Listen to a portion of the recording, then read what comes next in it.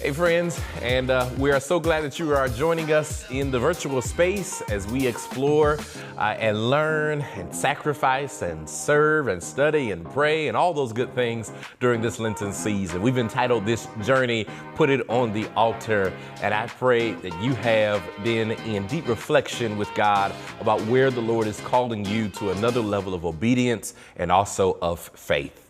Join me today once again in Genesis chapter 22, verse 5. I want to point out just a couple more things in that verse. Genesis chapter 22, verse 5 says these words. He said to his servants, "Stay here with the donkey while I and the boy go over there. We will worship and then we will come back to you." Today, let's talk about face it alone. Face it alone. As you and I may look back over our lives and think about who has been instrumental and important in our upbringing and also have contributed so much to our life, so much so that we can say we are here today because of them, we could probably attest that friends and family and others have been a great support and guidance in our lives. And we praise God for those folks. However, there are times when we have to face some challenges alone, because not every problem requires the input of others.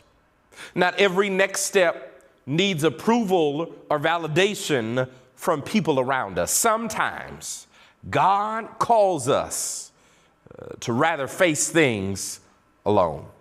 Sometimes God's calling on our lives does not need the confirmation of others, but rather it needs or requires your personal obedience. Because some things you just got to do alone.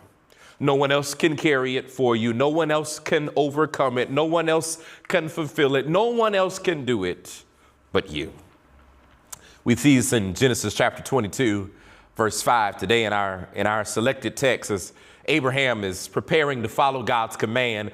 He leaves his servants and he leaves his donkey behind before he climbs the mountain to where God has called him to be.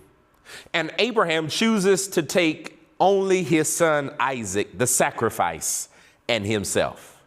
Now, yes, it would have been easier to let the donkey carry Isaac up the mountain, or for the servant to build the altar for them. After all, what are servants and donkeys for?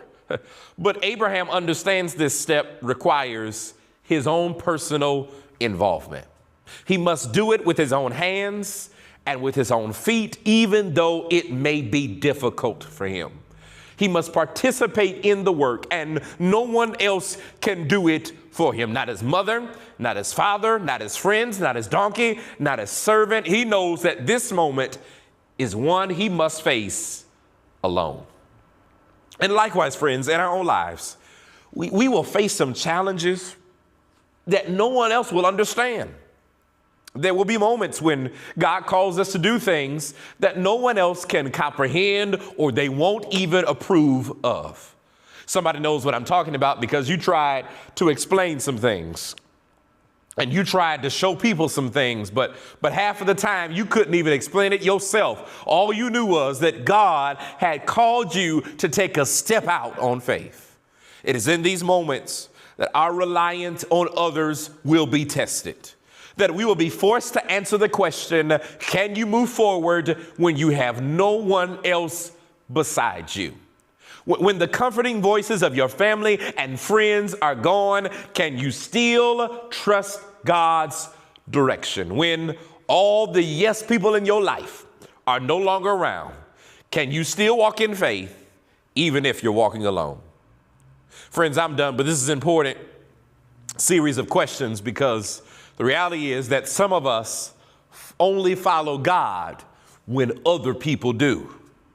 We worship when others worship. We trust when others trust. We only pray when we see other people praying. But God is asking if you can face the faith journey alone, trusting in his guidance, even when no one else is doing it or when no one else will ever understand.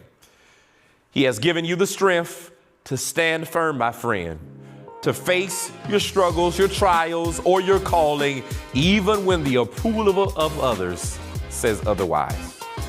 I know we don't always want to be, but know that there is power in being alone with God. It is often in these moments of solitude that we truly discover who we are and what we are created to do. So today, don't be afraid to stand alone when necessary. Sometimes it's just you and God. But the good news is, that's enough. Friends, as we engage in this Lenten journey entitled Put It on the Altar, I pray that you continue to stay connected with us Monday through Saturday. Every day we're engaging in these devotions. If you're a little behind on the devotions, don't worry. You can always go back to any of our social media platforms and catch up with us. But please keep tracking along with us in Genesis chapter 22. I promise there's a blessing with your name on it if we avail ourselves to the Spirit of God to say yes. I'll see you next time.